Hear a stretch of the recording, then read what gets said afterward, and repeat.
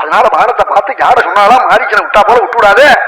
சரஞ்ச வீட்சதே ராம வாதினோத காரணாதே பார்த்து போட்டாள் பானத்தை.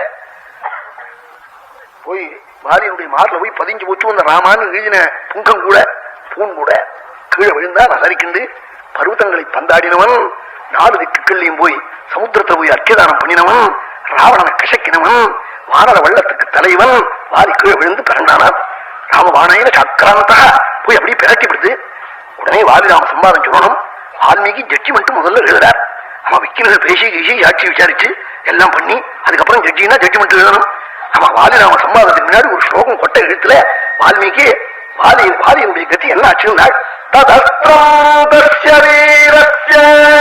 ஸ்வர்கமார்க பிரபாவனம் ராமபாணசித்தம் ஆவரது பரமாங்கதின். ராமநாம எழுதின அந்த பானம் வாலி மார்ல போய் பூந்துது. அது என்ன பண்ணிட்டு தெரியுமே, வைகுண்டத்தை ஒரு சீட்டு வாலிக்கு தயார் பண்ணி வச்சுட்டாள்.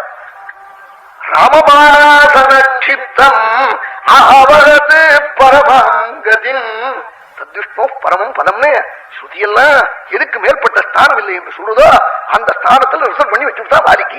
இத வால்மீகி எழுதி விட்டு மேல சம்பாதம் சொல்றாள். அவன் தாங்கல்ல ரிஷிக்கு. அவன் என் தெய்வம் தப்பு பண்ணாது, வாலிக்கு வைகுண்டத்தை கொடுத்ததுல இத்தனை வருத்தமா உங்களுக்கு வாலிவதன் தப்புங்கிறே.